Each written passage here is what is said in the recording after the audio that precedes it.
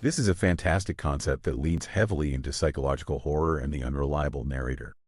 I will craft a story that exploits the protagonist's sensory impairment and his environment's acoustic design to deliver a genuinely unsettling conclusion. The modernist house stood like a stark, gray cipher against the tempestuous sky, its silhouette sharp against the churning Atlantic.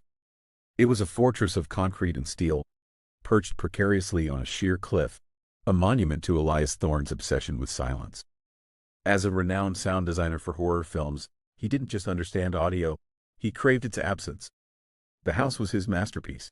Every wall was constructed with elaborate acoustic baffling, every seam sealed. It was engineered to achieve a state of perfect, total isolation. Yet, silence was the one thing Elias could never truly possess.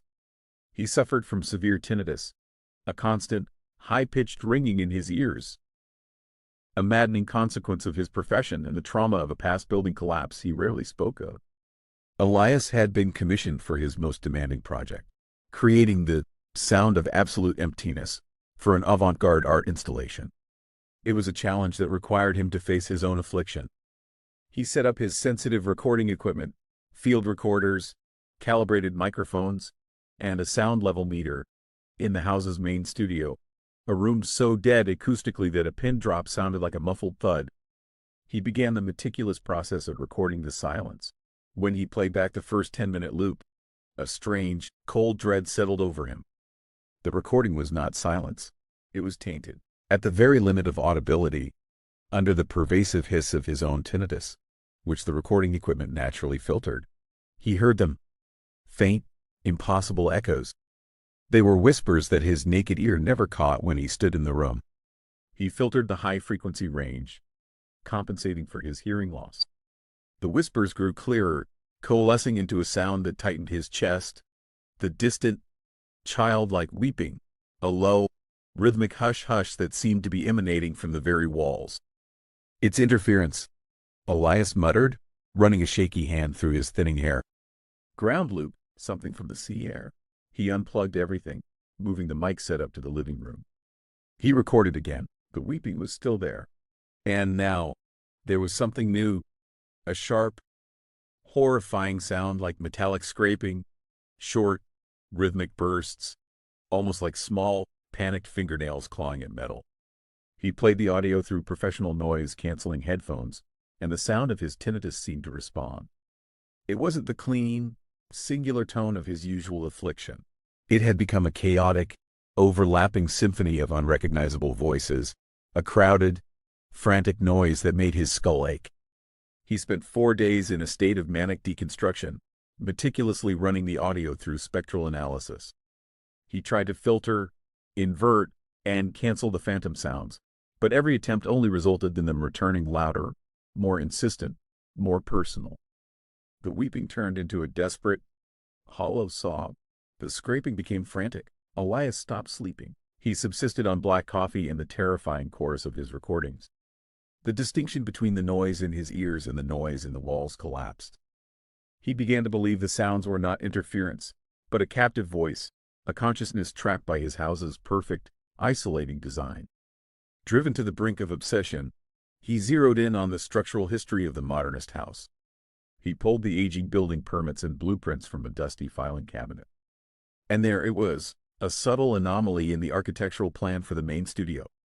A small, sealed-off area beneath the polished cement floor, a hidden cavity roughly 4 feet by 4 feet, marked simply as utility overrun. Sealed. A fresh wave of audio erupted from the speakers, assaulting his ears. The whispers finally formed fragmented sentences. "Don't forget," a child's voice pleaded, high and brittle.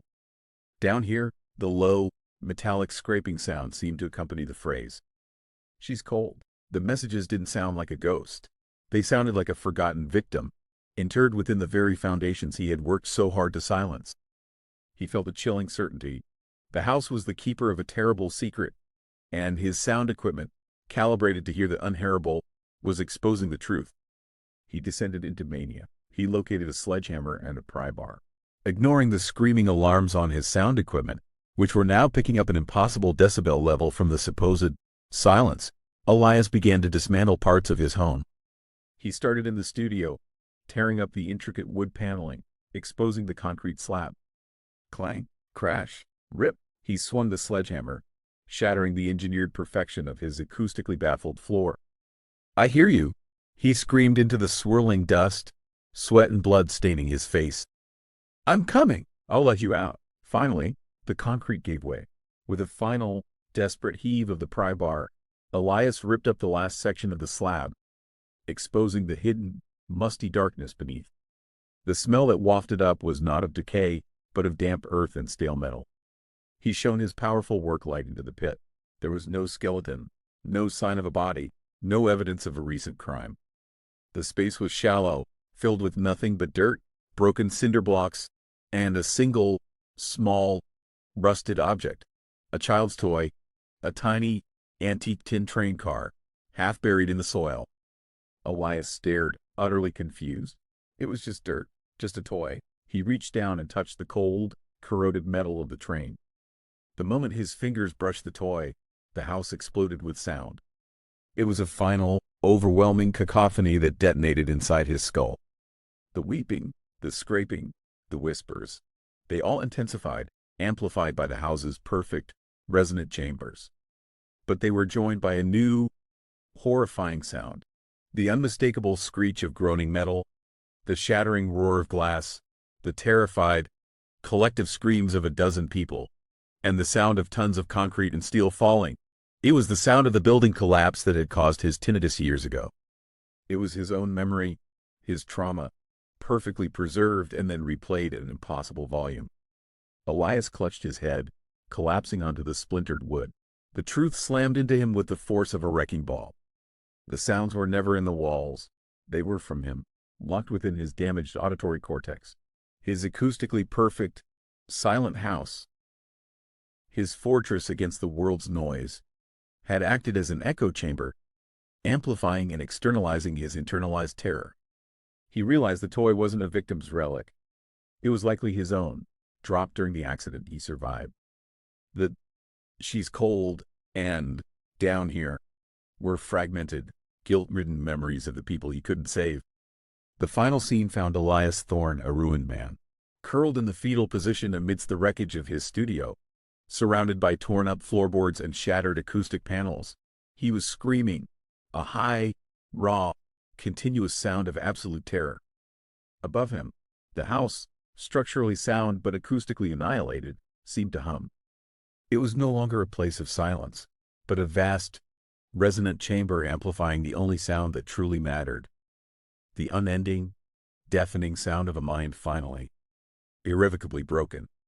Elias had achieved his goal. He had created the sound of absolute emptiness, and it was the sound of his own madness.